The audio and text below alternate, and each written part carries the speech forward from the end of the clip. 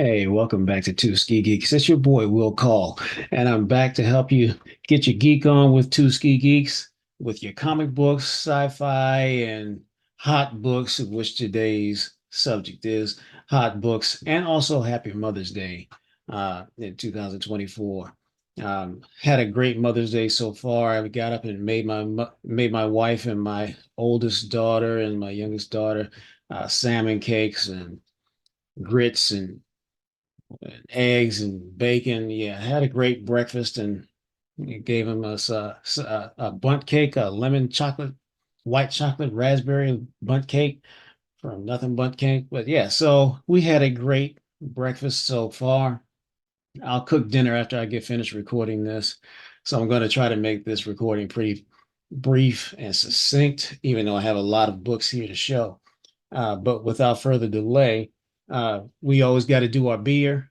So got my glass, and the beer we're going to have with the show today is called a Peach Triple by Hardywood.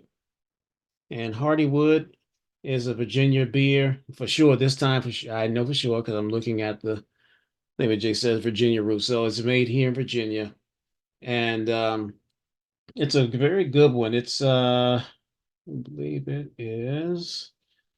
Where are you? 9.2% ABV. So it's got a little kick to it, but let's show you the color and the consistency of it. This is my last out of the 4 pack. Uh, I've been sipping on these for the last 4 weeks, one per week, and so enjoying these slowly. But it's time to re up and restore. But as you can see, the color slightly clouded, so it's somewhat of a wheat beer in the Bison family. Um, but it this is a lovely beer. So I can tell you for sure from experience. This is not a brand new open for this one, at least for me. I've had this beer for a few years, I think for probably about 2 years at least. Um, but this is a yummy one. If you're in the, like I said, if you're in the Virginia area, or can find someone to order it for you, Hardywood, Peach Triple. It's a yummy one. So I'm just gonna take a sip and then get going into these books and change it to the document can. But yeah, still good, still good. And it's like the peach. The peach is very subdued, so it's not very sweet. It's more like a wheat beer. Uh, but the peach is it's barely even you're barely even able to smell it. It's a very subdued, very mild, like on the back of the tongue, peach, back of the tongue, and then into the nostrils, kind of like you smell it as in like an after effect with the peach. So it's again, it's not a sweet beer. It has a natural wheat beer kind of sweetness to it, but it's not overwhelmingly like I can taste sugar. It's not overwhelmingly sweet. So you'll like this one. Cheers one more time, and then let's get busy. So we'll do change to the document cam. Today I'm going to work exclusively from it today, besides the intro. And so Hot Book, as you can see, queued up with X-Men 97 because the cartoon has been off the chain.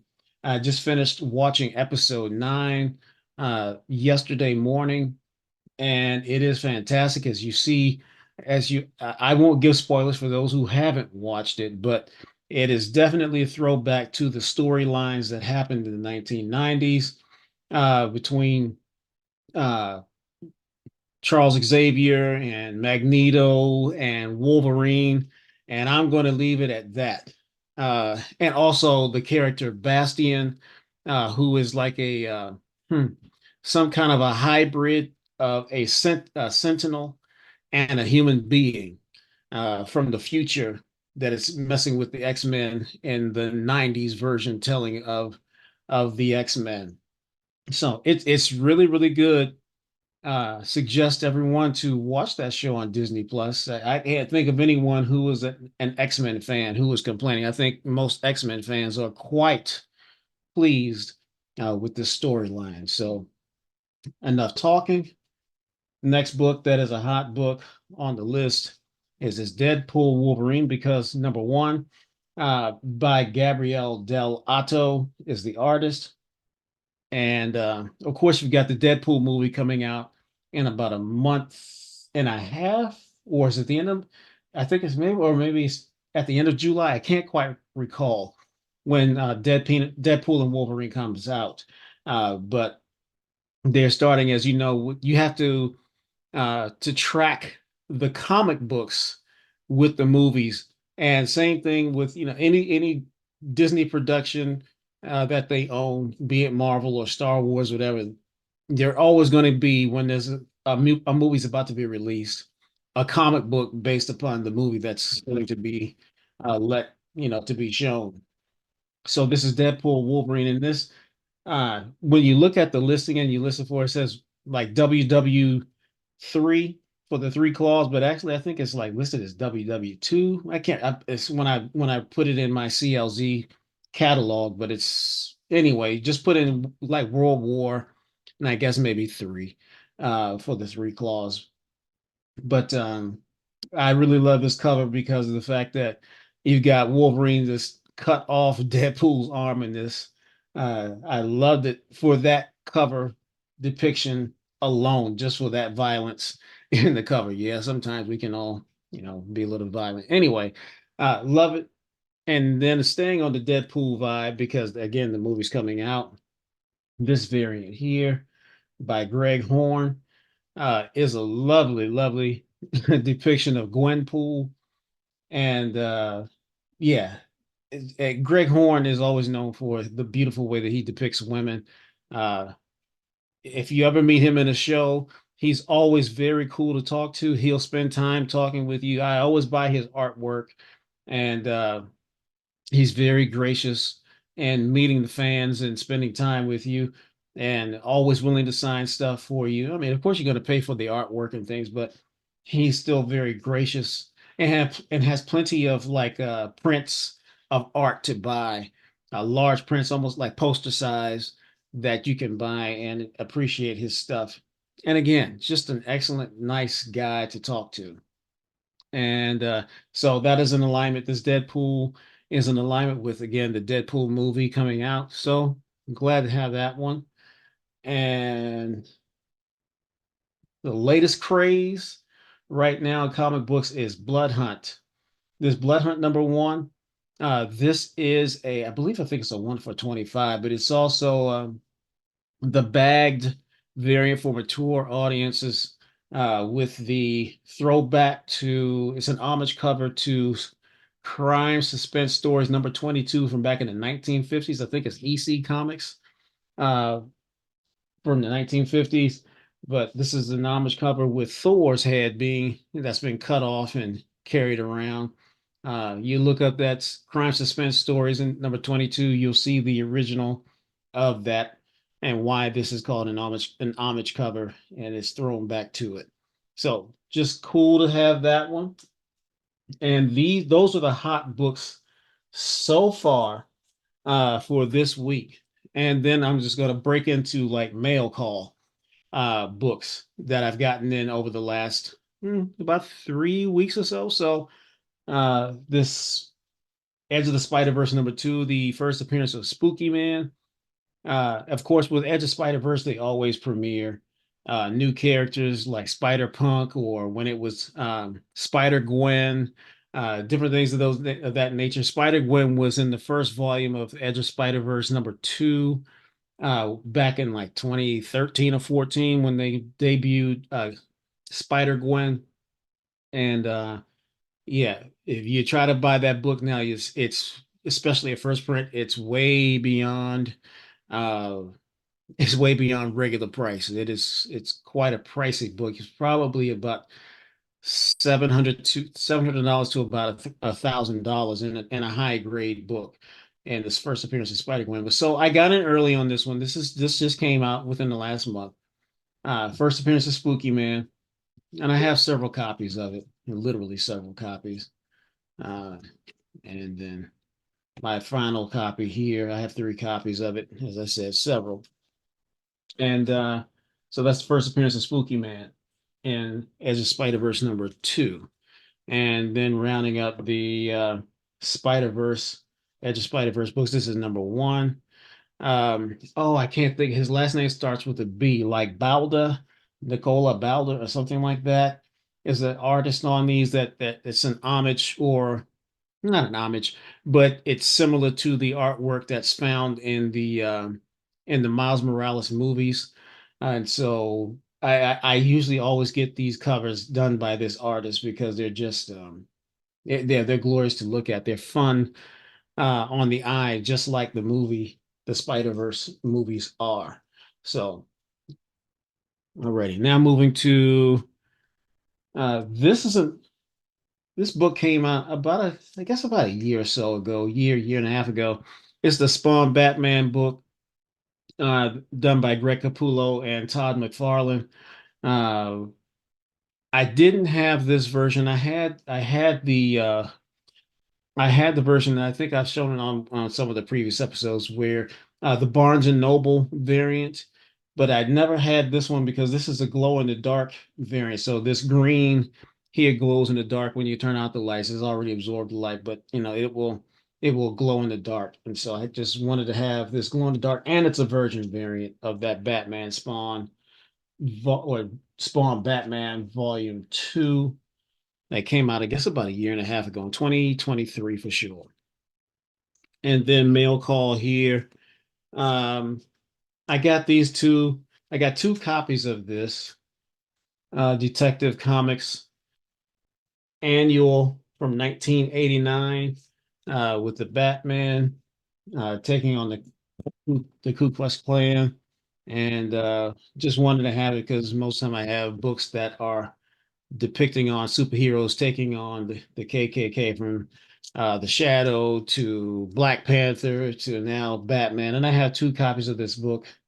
They're in pristine shape. There are no cracks, no breaks or color breaks, or the corners are sharp. These are near mint conditions of this book. And I'm just happy to have these books and in this condition. As you can see, as I hold them up closer, they are in beautiful shape. Um, and then I received this as well. And you can't necessarily see the whole book or the whole case. CGC of this Spectacular Spider-Man. This is the second title of the book, second volume, or maybe even, no, third. This is the third volume of books with the title Spider-Men in it. In this case, but they added the Spectacular. Typically, it's just been Spider-Man volume one, and then volume two, and now the Spectacular Spider-Man. So I'll almost throw it in as a volume three, but the other ones weren't named the Spectacular. So these are combinations of like going back to the ultimate version of Peter Parker, and when he died in the Ultimate Universe in the 2000s as the Ultimate Spider-Man, the first run or first volume of Ultimate Spider-Man died out in conjunction with eventually the Ultimate Universe was killed off and destroyed as well. But when he died, then the creation of Miles Morales came about. And that was in the Ultimate Universe. And so these are now depictions as they brought Peter Parker back to life as the crossovers between Miles and Peter Parker. As again, as I said, Peter Parker, no one stays dead in comic books. So, and of course not Peter Parker. Peter Parker will never stay completely dead. So when they brought him back, this was a story depicting the third volume of a crossover between Miles and Peter. And and that one just came out within the last probably in the last month or so. Okay. And these are now, I'm going to show you a bunch of new books that have off the newsstand that have subscription books of mine. So moving quickly. This Ghost Rider Final Vengeance by Greg Capullo, number one. I have not read it yet. I always get things Ghost Rider. He's one of my all-time favorite characters. And then this book here, Dawn Runner, by the writer Ram V. And I love Ram V as a writer. What he's done on the current run of Detective Comics, and I believe he started on issue, I want to say 1050, no, 1058 or 50, somewhere between 58 or 59, with when he started taking over the writing on Detective Comics. Uh, that run is so good. It's dark. The artwork is beautiful. The writing is deep. It's layered. Uh, it's just it's excellent writing. I am very much impressed with the writer Ram V, and I suggest I'm going to read this one. I'm going to see how this is as he takes on like a Transformers type story. Um, and I'm just looking to see what he's got to offer in this because he's such a good writer. And speaking of good writers, Rodney Barnes's Philadelphia, as they blend in with the vampires that in the Philadelphia universe that taking on the other image character, Savage Dragon, and this is issue number 34. This another great cover by Jason Sean Alexander.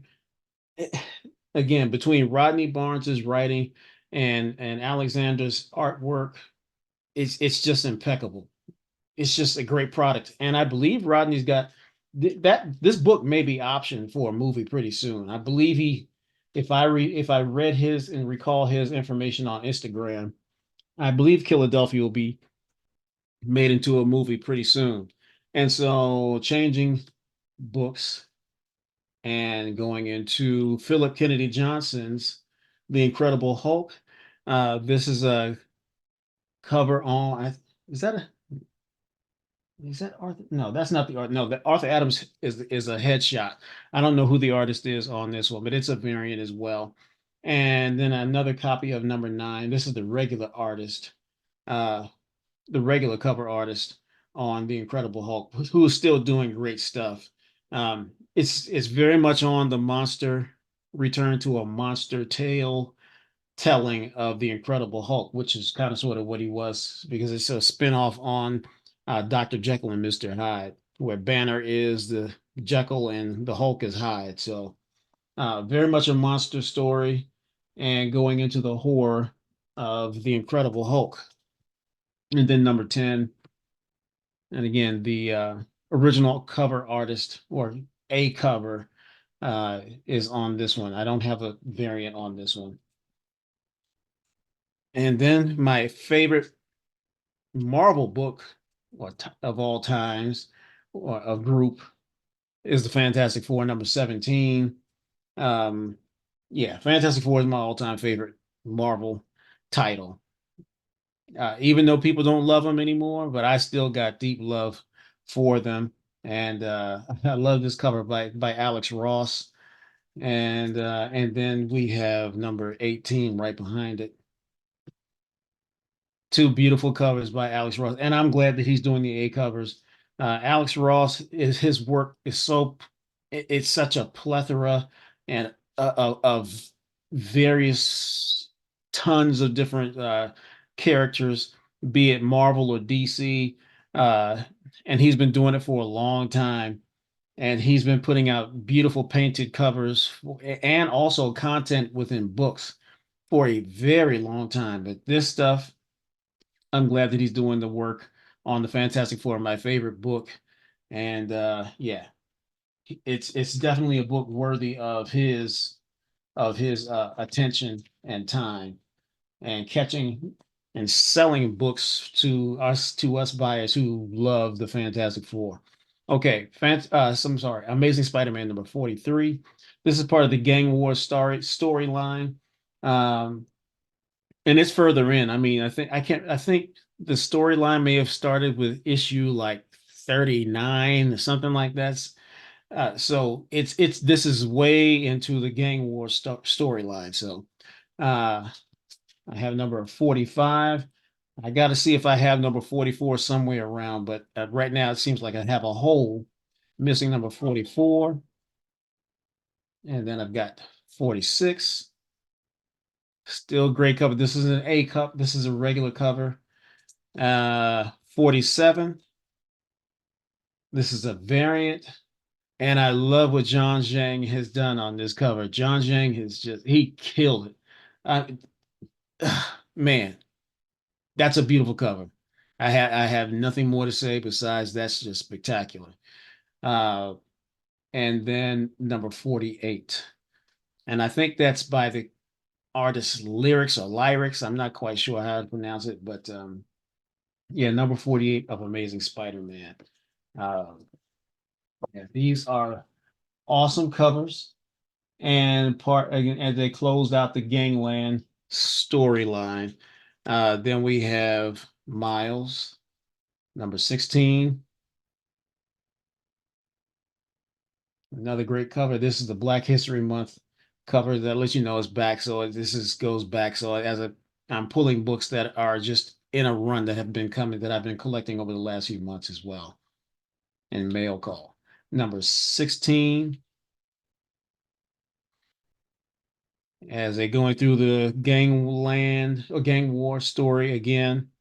And then I don't know where number 17 is, but it's obviously not here with me. And then number 18 as well. And then that's the end for Miles that I have. As I go through all these Marvel, right now, it's all Marvel heavy books that I'm going through right now. And that I mail order. And then Spider-Punk, Arms Race, number 2. And that's by the artist Takashi Okazaki. And I always love his artwork, and especially the stuff he's doing on Star Wars Visions. Takashi Okazaki is a brilliant, brilliant artist in anime, but the way he depicts Spider-Punk is always just gorgeous. So yeah. And also, yeah, Takashi Okazaki also did the book and the cartoon Afro Samurai. So if you see that artwork in the cartoon Afro Samurai, that's Takashi. He's been around for a long time too. Uh, then Night Thrasher number 1 and number 2. And I love the character Night Thrasher. I'm glad they brought him back. He was a fun read in the 1990s. I can't think of the name right now, the group that he was a member of with Namorita and Nova. And I can't think of all the different characters, but I talked about that group uh, a while back in the archives of this show. But yeah, I love Night Thrasher. He's almost like uh, the DC version of Mr. Terrific. Genius level person. The only thing that I don't really like is the gimmicky that he's on skateboards. I mean, everybody get around some kind of way. I guess it was kind of also um, like a throwback to Static Shock and he's I guess a combination between Static Shock and Mr. Terrific of DC Comics. And so anyway, this I love this cover of the Deadly Hands of Kung Fu.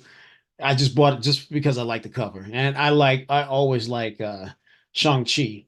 So and that was also part of the gang war storyline. So I wanted to get the books that were included in that story to continue it. All right, Black Panther number 9, beautiful cover. I can't recall who the artist is. This is a regular cover, but beautiful cover. No, that's Tar and Clark. I didn't know about that TC. That's Tar and Clark. Okay. And then we have number 10, another gorgeous cover by Tar and Clark. I love the way they've done with the shoulder patch and a little shield, a panther shield. It's just a different, gorgeous version of Black Panther. Alrighty. Moving on, we're more than halfway done. Darth Vader, number 43, and then number 44. Still staying with Star Wars. We've got Thrawn Alliances number 3.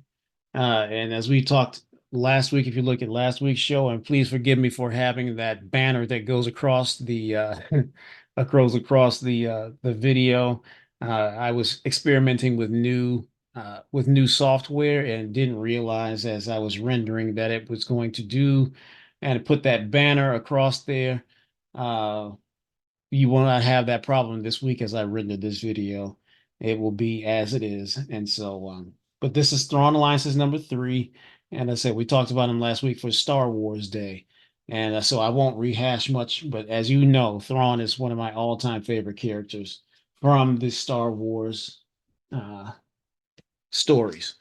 Okay, and since it's Mother's Day, uh, I, I hate to relate this to Mother's Day, but anyway, uh, I got these in today. Vengeance of Vampirella, and you can take it as it is. It just says, "How about for just gorgeous women? You could take for the mothers of your lives that you are wives of." I would hope that you know that this is just I guess I would call it an homage to beautiful women. And so Vengeance of Vampirella came out in the probably in the mid 2000, probably about 2007 or so, 2007, 2008. I need to go back and get issues number 1 and 2. But the artist, Lucio Perillo, we've talked about him in the past. This was like his debut to doing American comics and Vengeance of Vampirella. And those books now, they're not cheap. Uh, but I'm glad to have gotten these at a pretty good price. Happened to find these on eBay at a really, really good price. This lot of Vengeance of Vampirella. So I'm just going to show books as opposed to just talking my way. As you see what Lucio does, his paintings are fantastic.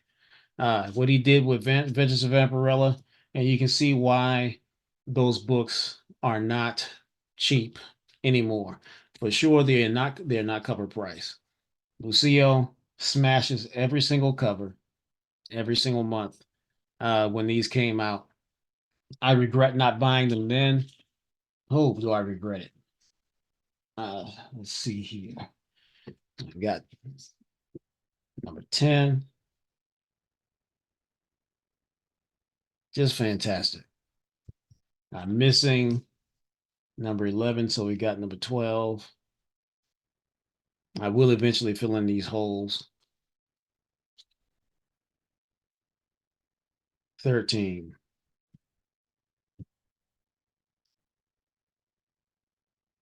14. I'm missing number 15. So then we've got 16. I mean, yeah. If you're talking about someone who does Vampirella justice, yeah, Lucio Perillo every time. And this is volume 1 of The Vengeance of Vampirella under Dynamite Comics. So, and then number 20. So that was the lot. And it was not a bad price. I think I paid about $80 for the lot. I think I did. And considering the amount of books, yeah, I said they're not cover price anymore. I wish I had gotten in on the cover price, but it wasn't bad. And so now I'm going to wrap up with the last few books. Last week I showed you my statue of the Spectre, and we talked about how the Spectre came out in Big Fun number 52. More Fun Comics number 52 back in the 1940s. A book that's at least in mid grade, probably about $100,000. Spectre is not a cheap book so far as when you look for the originals. But fortunately, this is a great story.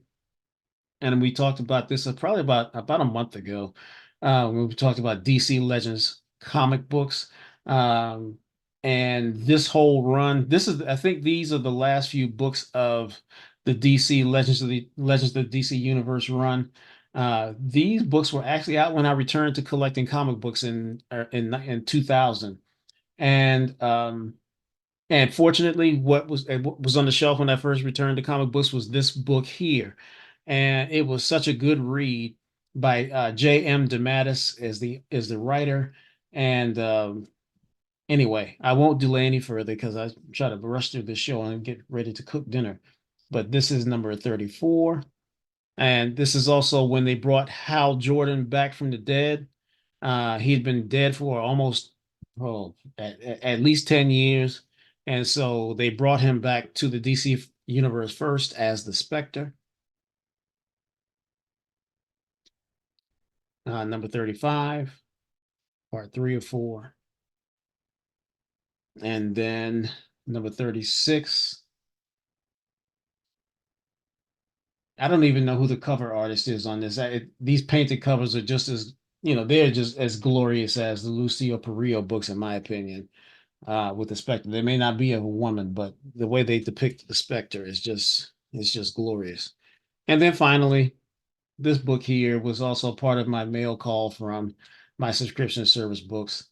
This Marvel Tales #1. I bought it as an extra because I liked the way the artist Jen Bartel depicted Venom when I saw it.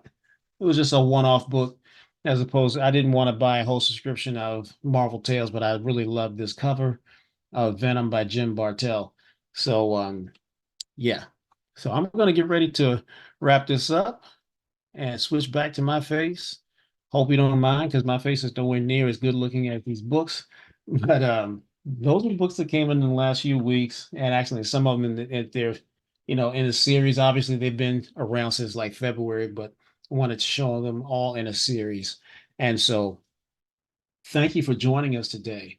I really hope that you enjoyed. I really hope you get a chance to pick up this beer by Hardywood, the Peach Triple. And I hope you enjoy your Mother's Day. Most importantly, treat your women right. Uh, Give them hugs and love, uh, and your daughters as well, because they will eventually become mothers. Raise them right, and yeah, life is good when you have great mothers around and who are loving of you and you loving of them. It makes the world a better place. So anyway, I'm going to shut up. Please like and subscribe to our show if you are like our content. Um, Thank you for joining Two Ski Geeks. Buy what you like. I don't always go about talking about books because of buying books because of high value. I try to buy books that I think I would like to read and or would just like to have because they look good or the story is good or the writer is good. So buy what you like. Don't worry about the fear of missing out so much all the time. Um, but stay Two Ski Geeked up. And thank you for joining us. Two Ski Geeks out.